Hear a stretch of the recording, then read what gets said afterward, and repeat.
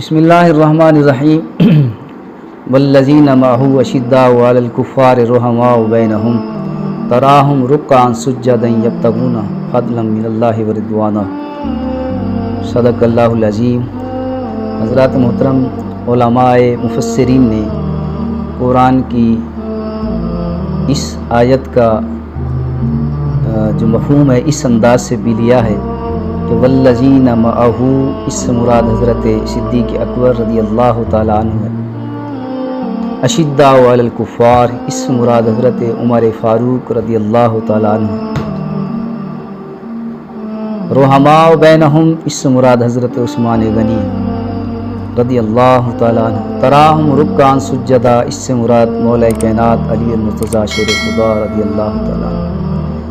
اس آیہ مبارکہ کو تلاوت کرنے کا مقصد یہ ہے کہ ذی الحج کی 26 تاریخ کو، اس میں اختلاف بھی ہے اگرچہ، لیکن تاریخ و سیرت میں یہ تاریخ مشہور و معروف ہے کہ 26 ذی الحج کو حضرت سیدنا فاروق اعظم رضی اللہ تعالیٰ عنہ پر صبح نماز کے وقت ابو لولو فیروز مجوسی نے قاتلانہ حملہ کیا۔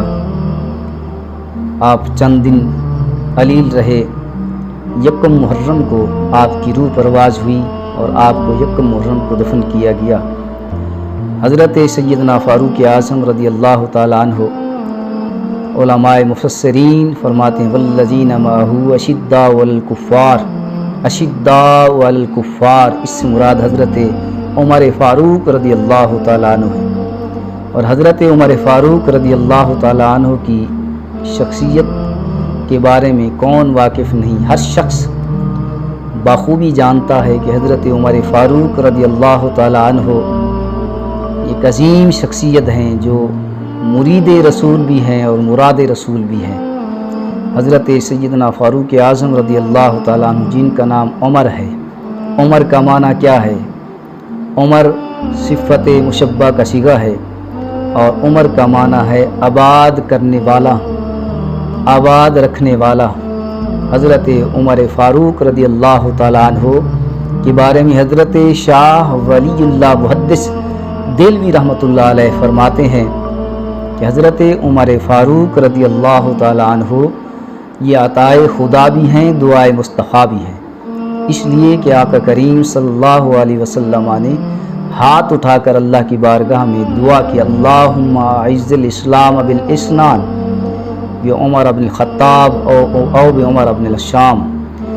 اللہ کی بارگاہ میں آقا کریم صلی اللہ علیہ وسلم نے ہاتھ اٹھا کر دعا کی، عمر بن خطاب یا عمر بن حشام، ان دونوں میں سے کسی ایک کو ایمان کی دولت سے سرفراز فرما۔ تو آقا کریم صلی اللہ علیہ وسلم کی یہ دعا حضرت سیدنا عمر بن خطاب رضی اللہ تعالیٰ عنہ کے حق میں قبول ہوئی اور حضرت عمر فاروق رضی اللہ تعالیٰ عنہ دائرہ اسلام میں داخل ہوئے، مقام صحابیت حاصل کیا اور خلیفہ دوم حضرت عمر فاروق رضی اللہ تعالیٰ عنہ آقا علیہ السلام کے خلیفہ دوم منتخب ہوئے۔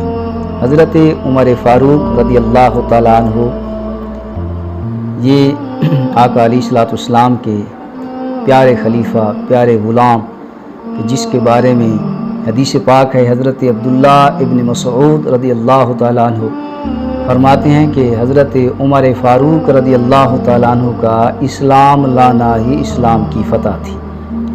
لہٰذا آقا علیہ السلام نے بھی خود فرمایا کہ ہر قوم کے اندر، ہر نبی کی قوم کے اندر کوئی نہ کوئی محدث ہوتا ہے، اور اگر میرے امت میں کوئی محدث ہے تو عمر فاروق ہے، فاروق اعظم ہے۔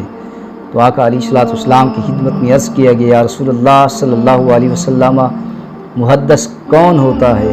تو آقا علیہ السلام نے فرمایا محدث اسے کہتے ہیں کہ جس پر اللہ کی طرف سے الہام ہو۔ لہٰذا حضرت عمر فاروق رضی اللہ تعالیٰ عنہ آقا علیہ السلام کے پیارے یہ غلام، صحابی، خلیفہ دوم، مراد رسول ہیں، اور اس کی عظمت و شان بھی قرآن و حدیث سے ثابت ہے۔